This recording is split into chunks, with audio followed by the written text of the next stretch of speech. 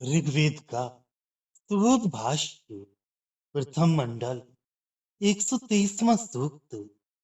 इस दक्ष उषा का विस्तीर्ण रथ जोत कर तैयार हो चुका है। इस रथ पर अमर देव बैठ गए हैं।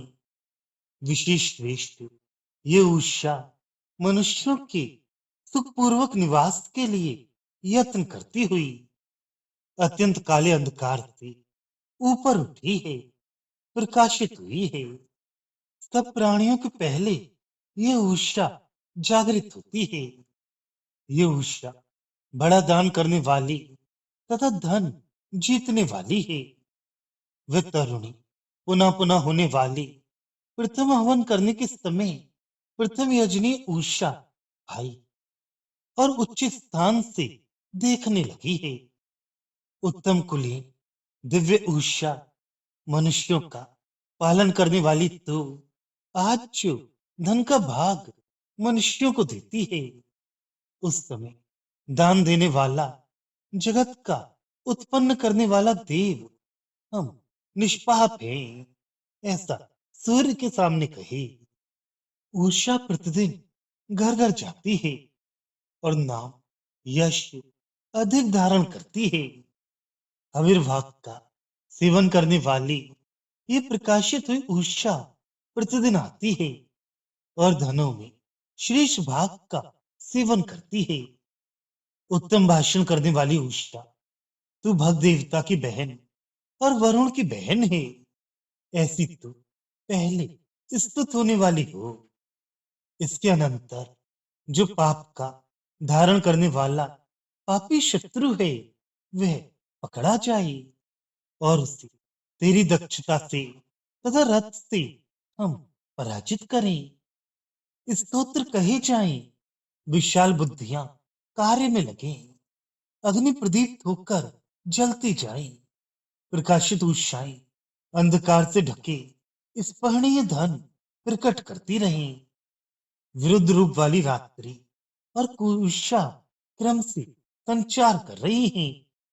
रात्रि का अंधकार चला जाता है और दिन का प्रकाश आ जाता है।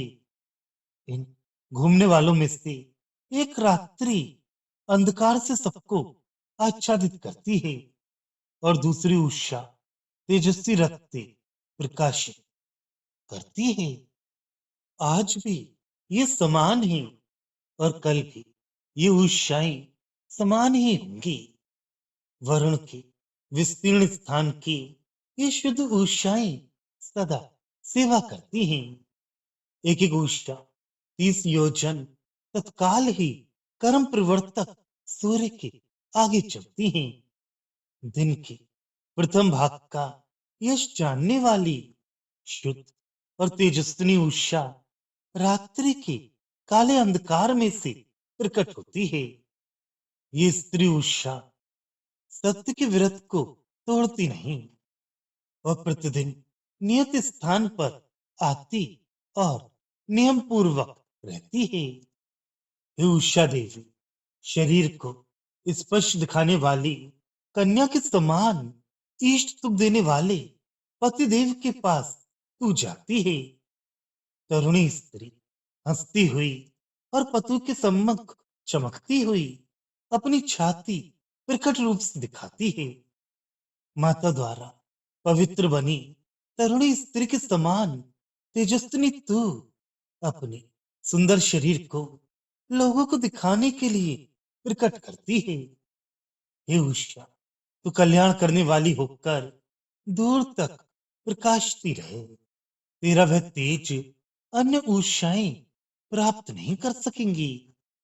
घोड़ों से और गवों से युक्त सबके द्वारा स्वीकारने योग्य सूर्य की किरणों से अंधकार दूर करने के लिए यत्न करने वाली, कल्याण करने का यश धारण करने वाली उषाएं दूर जाती हैं और फिर आती हैं। हे उषा, सूर्य की किरणों के अनुकूल रहने वाली तू हमारे अंदर कल्याणकारक कर्म करने की बुद्धि स्थापित कर। तू बुलाने पर हमारे सामने प्रकाशती रहे। हमारे और धनिकों में पर्याप्त धन रख।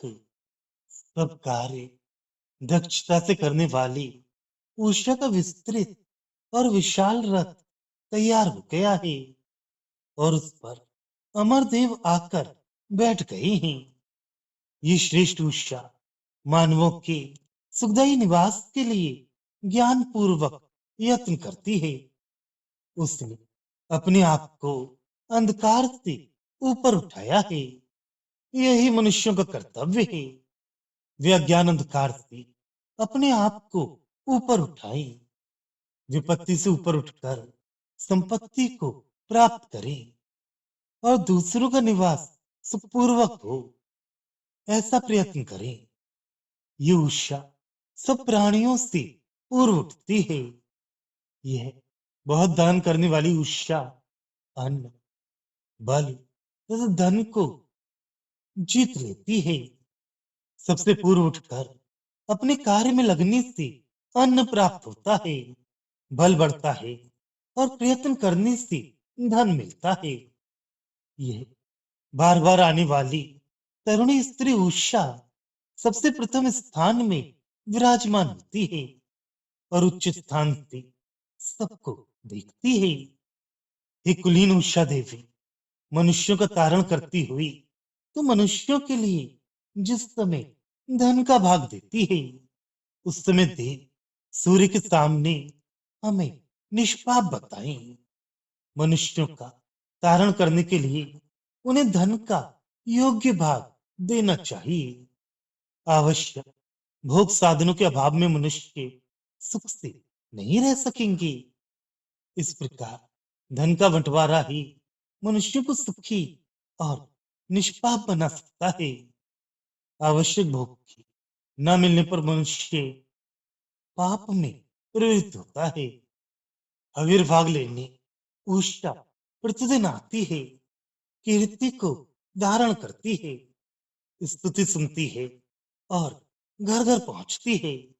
घर घर में प्रकाश करती है, धनों में श्रेष्ठ धन प्राप्त करती है। स्त्री भी प्रतिदिन हवन करे, यश कमाए, घर में प्रकाश करे। ये उत्तम भाषण करने वाली उषा तो भक्ति और वरुण की बहन है, तो सब देवों में पहली है। तो स्तुति प्रारंभ कर। बाद में जो पापी हैं उसे दक्षता पूर्वक चलने वाले रथ से उसे पकड़े। स्त्री उत्तम और मीठा भाषण करे, सौभाग्य वाली हो, दिव्य भाव बालों में पहली हो, ईश्वर की भक्ति करे। जो पापी हो उसे पकड़कर दंड दिया जाए। मनुष्य सदा सत्यवाणी ही बोले, अग्नि प्रदीप्त करे, हवन करे, तब उनके लिए तेजस्वी उषा अंधकार में छिपे हुए धन प्रकट करेगी। उषा काल स्वास्थ्यदायक है, अतः इस समय उठकर हवन करना चाहिए। विरुद्ध रूप रंग वाली रात्रि और उषा क्रम से संचार करती हैं। एक चली जाती है तब दूसरी आती है। इन दोनों में से एक अंधकार से सबको ढक देती है और दूसरी अपने तेज से सबको प्रकाशित करती है। जैसे उषा आज आई है, वैसी ही कल भी आएगी। ये अनिंद उषा वरुण के दीर्घ स्थान की सेवा करती है। एक एक उषा 30 योजनों की परिक्रमा करती है। ये उषाएं सूर्य के आगे आगे चलती हैं। प्रथम दिन को जानने वाली गौर वर्णा शुभ्र उषा काली रात्रि की काले अंधकार से उत्पन्न हुई है। चूंकि रात के बाद उषा आती है, अतः मानो उषा रात्रि में से उत्पन्न होती है। ये उषा नियमानुसार चलती है। सत्यव्रत का ये उषा उल्लंघन नहीं करती और प्रतिदिन निश्चित समय पर आती है। ये दिव्य ऊर्जा तो अपने शरीर को सुंदर बनाकर और सजा धजाकर सुंदर कन्या के समान अपने पूजनीय पतिदेव के पास जाती है। हंसती हुई तरुण स्त्री अपने पति के साथ प्रसन्न रहती है। ये एक तरुण स्त्री का वर्णन है जो रंग रूप से सुंदर है, शरीर से हृष्ट पुष्ट है, सजी हुई है, अपने पति पर प्रेम करती है, साथ ही पूज्य भाव भी धारण करती है। माता से परिशुद्ध की गई तरुणी के समान सुंदर बनी हुई ये तरुणी उषा अपने शरीर के अवयवों को बताने के लिए प्रकट करती है। हे उषा, तू मनुष्यों का कल्याण करती हुई अधिक प्रकाशित हो। अन्य उषाएं तेजस्विता में इसकी बराबरी नहीं कर सकती। रात्रि माता है जो अपनी पुत्री उषा को सजा धजा कर अपने प्रिय पति सूर्य के पास भेजती है। घोड़ों वाली और गऊओं वाली तथा सबके द्वारा आदर करने योग्य ये उषा सूर्य किरणों के साथ खेलती है, अंधेरे को दूर करती है। ये कल्याण करने वाली उषा दूर जाती सी दिखाई देती है, पर फिर से उसी स्थान पर आ जाती है। सूर्य किरणों को देने वाली हमारी कल्याणकारी यज्ञ का संपादन करने वाली ये ऊर्जा प्रकाशित होती रही और वह हमें धन प्रदान करी।